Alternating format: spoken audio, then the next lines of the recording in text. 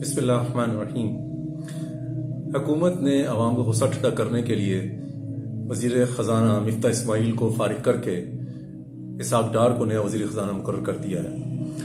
اور اسحاق ڈار کو یہ ہدف دیا گیا ہے کہ وہ روپے کی قدر کو مستحکم کرے۔ کرنسی کے اس شدید بحران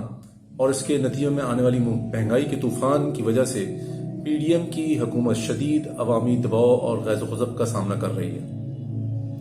یہ حکومت اپنے پہلے 4 مہینے میں عوام کو یہ امید دلاتی رہی کہ جیسے ہی آئی ایم ایف سے معاہدہ ہوگا ڈالر کے مقابلے میں روپے کی قدر میں استحکام آ جائے گا، لیکن آئی ایم ایف سے معاہدہ ہونے کے بعد چند دن تو روپیہ استحکام کی جانب گامزن رہا، لیکن اس کے بعد پھر تیزی سے گرنا شروع ہو گیا۔ اب حکومت اسحاق ڈار کو وزیر خزانہ مقرر کر کے عوام کو یہ امید دلا رہی ہے کہ روپیہ مستحکم ہو جائے گا، لیکن حکومت کا یہ قدم صرف عوام کی آنکھوں میں دھول جھونکنے کے مترادف ہے، کیونکہ روپے کی کمزوری کا تعلق اس بات سے نہیں ہے کہ ملک کا وزیر خزانہ کون ہے، بلکہ بنیادی وجہ روپیہ کی کمزوری کا روپے کا ڈالر سے منسلک ہونا ہے، اور جب تک روپیہ ڈالر سے منسلک رہے گا، روپیہ امریکی ڈالر یعنی امریکی پالیسی کے رحم و کرم پر رہے گا۔ میرے اس دعوے کا ثبوت یہ ہے کہ امریکی فیڈرل ریزرو نے 21 ستمبر 2022 بروز بدھ اپنے مسلسل تیسرے اجلاس میں بھی شرح سود میں 0.75% پوائنٹس اضافے کا فیصلہ جاری کیا، اور ساتھ ہی یہ بھی خبردار کر دیا کہ شرح سود میں مزید اضافہ متوقع ہے۔ امریکی فیڈرل ریزرو کی جانب سے شرح سود میں اضافے کے ساتھ ہی امریکی ڈالر کی قدر میں اضافہ ہو گیا، اور دنیا بھر کی کرنسیاں اپنی قدر کھونے لگیں۔ ایسا اس لیے ہوتا ہے کیونکہ سرمایہ کار اپنے ڈالر دیگر ممالک کے قرضوں کی مارکیٹ اور عالمی قرضوں کی مارکیٹ سے نکال کر امریکی بانڈز میں انویسٹ کرنا شروع کر دیتے ہیں، کیونکہ اب امریکی بانڈز میں سرمایہ کاری کرنا ان کے لیے زیادہ نفع بخش ہو جاتا ہے۔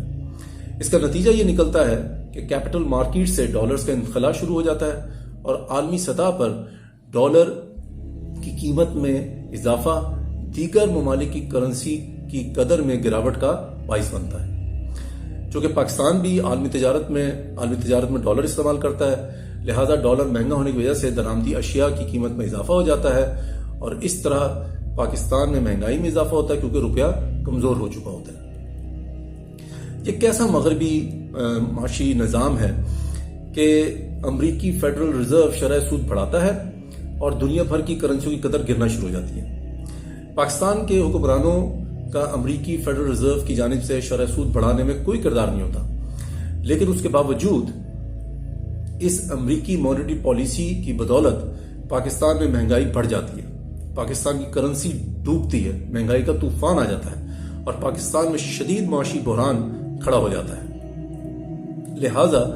وزیر خزانہ مفتاح اسماعیل ہو یا اسحاق ڈار ہو یا کوئی بھی اور ہو، پاکستان کا روپیہ ہمیشہ امریکی مانیٹری پالیسی کے رحم و کرم پر رہے گا۔ اب میرا یہاں پہ ایک سوال ہے کہ مغرب کی جانب سے دیا گیا یہ معاشی نظام جو امریکہ اور مغرب کے مفادات کی خاطر پوری دنیا میں معاشی بحران پیدا کر رہا ہے، یہ کیسا معاشی نظام ہے؟ لوگ بھوک اور مہنگائی سے مر رہے ہیں ہمارے، اور معیشت امریکہ کی پروان چڑھ رہی ہے، تو ہمیں کیا صورتحال کو قبول کر لینا چاہیے؟ پاکستان کے معاشی بحران کی وجہ معیشت کا مغربی سرمایہ دارانہ معاشی آرڈر ہے، جس کے ہم اس وقت غلام بنے ہیں۔ تو کیا اب وقت نہیں آ گیا کہ اس مغربی معاشی آرڈر کا خاتمہ کیا جائے اور اسلام کی بنیاد پر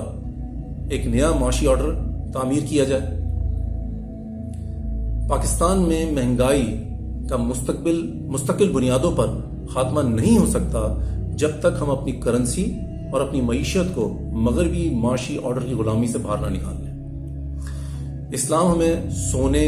اور چاندی کی بنیاد پہ کرنسی جاری کرنے کا حکم دیتا ہے، جو کمر توڑ مہنگائی کا تدارک کرتی ہے۔ خلافت میں ریاست کے اندر استعمال کرنے کے لیے ایک کرنسی اور ریاست کے باہر یعنی کہ بین الاقوامی تجارت کے لیے دوسری کرنسی استعمال نہیں ہوتی۔ جیسے بھی پاکستان میں ہوتا ہے کہ اندرون ملک ہم معاملات کے لیے روپے استعمال کرتے ہیں لیکن بیرونی تجارت کے لیے ڈالر استعمال کرتے ہیں، بلکہ خلافت میں ریاست کے اندر اور بین الاقوامی تجارت دونوں جگہ پر سونے اور چاندی کی کرنسی استعمال کی جاتی ہے۔ 1300 سال تک کرنسی کے اس نظام کو ریاست خلافت نے برقرار رکھا اور شاندار معاشی ترقی کی۔ اسلام کے ظہور سے قبل اور پھر خلافت کے دوران بھی پوری دنیا میں کرنسی سونا چاندی ہی رہی، لیکن سرمایہ دارانہ نظام نے اپنی استعماری ضروریات کو پورا کرنے کے لیے پہلے آہستہ آہستہ اس سونے چاندی کی کرنسی کو چھوڑنا شروع کیا اور پھر 1971 میں امریکہ نے سونے کے معیار کو مستقل بنیادوں پر ختم کر دیا۔ لہٰذا انسانیت نے جتنی مہنگائی کی طوفانوں کا پچھلے 150 سالوں میں سامنا کیا ہے اس سے پہلے کبھی نہیں کیا تھا، اور جب پوری دنیا سونے اور چاندی کو کرنسی کے طور پہ استعمال کرتی تھی، تو آج ضرورت اس بات کی ہے